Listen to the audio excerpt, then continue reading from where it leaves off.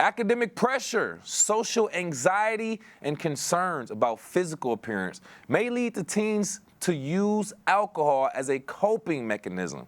To actually, ages 11 through 18 are especially vulnerable years when friends, media, and social media environments heavily influence decision making. Joining us on the Splash Live to further explore this topic is Program Coordinator from Maplegrove Community Education, Lisa Kaplan. Thank you for being here, Lisa.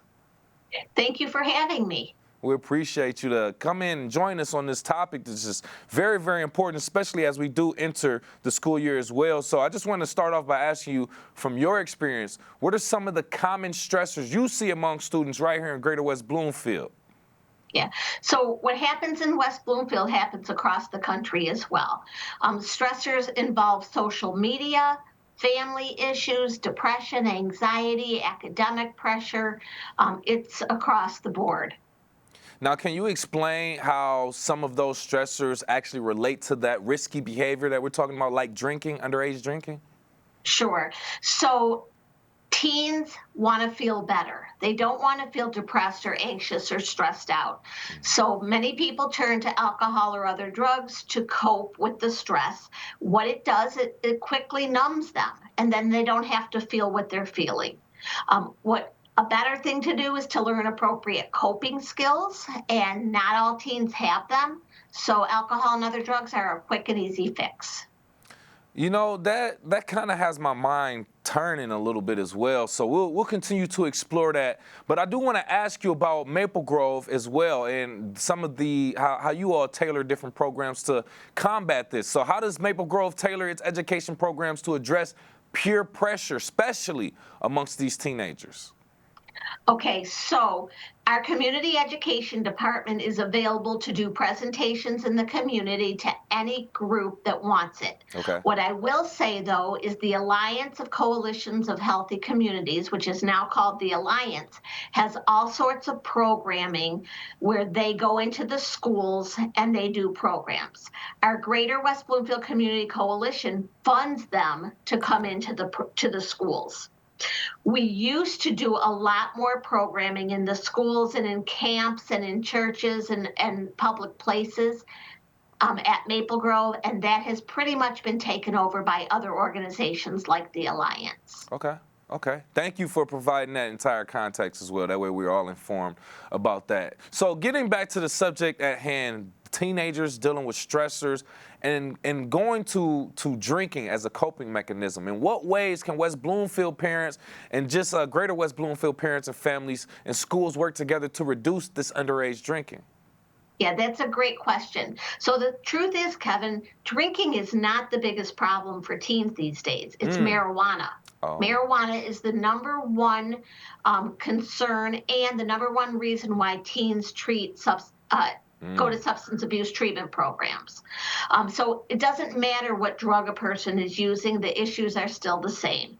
So parents need to not be in denial, number one. They need to have their eyes wide open, be aware of what their kids are doing, and to not normalize it, not think, oh, well, I did that when I was a kid and I'm fine now, so it's just a rite of passage. All teens do this. It is very common for teens who start using substances young to develop a substance use problem later, because when you start using before your brain is fully developed at the age of 25, you're priming your brain for addiction. So will everybody become addicted? No, of course not. But it certainly increases the likelihood that a teen will become addicted. So parents need to be on top of it, set rules and follow through with the rules, and get teens help for the underlying issues. So if there's mental health problems like depression or anxiety, address that so a teen doesn't feel like they have to self-medicate with substances. And I'm so glad you brought that up as well, because like we said, it's not just drinking, it's other recreational drugs. And then the other question is, how are they getting access to them as well? They're underage, so how are they getting access to them? There has to be either a family member or someone else in the house or around them that's providing them as well, because they legally can't even get it. So please continue. So when we were kids, we could get access. Mm-mm. There are people who get it from their parents, from their older siblings, friends who are older than them. Yeah. People sell it on the street, so it's very easy to ask any teen in a high school, where can I get marijuana? And many teens will say, go to this kid. Wow. They know where to get it. In terms of alcohol, people, will pay someone to go buy it for them, and they'll make a little money off of it and deliver alcohol to them. Many times, teens get access to alcohol at home, also marijuana at home if parents are using. If somebody is using, they need to lock it up in a really, really difficult to break into cabinet. The police department has lock boxes that they often have given out for pills to make sure that they don't go to the wrong place. We strongly encourage families to clean out their medicine cabinets and get rid of expired or unused medications. And our local police department will take those medications and dispose of them in an environmentally safe way, no questions asked. So limiting access is really the best way to prevent use. But there's always going to be access to alcohol and marijuana. Yeah, no, and you kept it extremely honest by saying, as when we were younger, we either knew people who had access to these even before we were able to get it. So, I mean, just putting things in that perspective, if you're thinking like a kid, you know that those are the different ways. So, like you said, as a parent, you want to talk to your kids a little bit more, kind of notice their patterns and things of that, like just stay active and in their life. And with me right here live on the Splash, by the way, program coordinator, Maplegrove Community Education, Lisa Kaplan, just talking about the different stressors teenagers and students and kids deal with and how they cope with them, which usually ends up being, unfortunately, drinking or other recreational drugs, which we're trying to prevent and be proactive with. Now, have you seen personally an increase in student reliance on substances during like maybe key transition periods, going from middle school to high school, maybe high school to college, family changes? Please talk. Yeah, great question. So in my experience, I have noticed that the summer between 8th and 9th grade is often the time when teens start using. And why is that? They're too old for camps. They're too old for babysitters. Their parents have to work, so they're home alone. And therefore, they have access because they have contact with anybody who could bring it to them. They have social media, they have cell phones, and they can have access to whatever they want. That to me is like the most common time period that I have seen in my career of kids starting to use. My recommendation to parents is to help these incoming ninth graders find productive things to do. Yeah. One option is to find a place for them to volunteer where they are supervised by an adult, and the parents can pay them a nominal amount of money to make their time worthwhile. Correct. But that way they're doing something productive, because really the summertime is long and boring if you do nothing all day. And so it leads kids to want to look for something to do.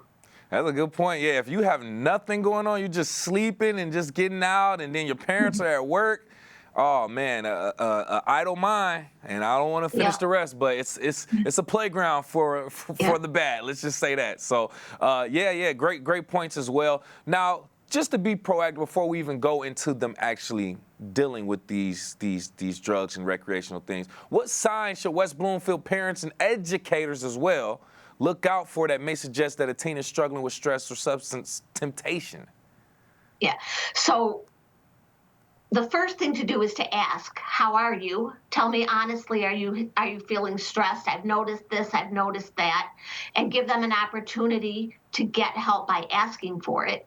But you want to be aware of all the signs and symptoms of substance use, not just what they look like. So they could be sleepy, they could be acting intoxicated.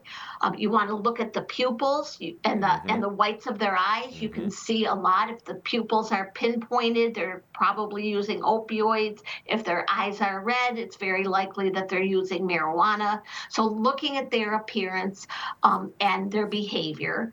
But also things like, are they belligerent? Are they sleeping too much? Are they very private and secretive? Are they falling asleep in class? Are they, behaving in such a way that would alarm parents and educators?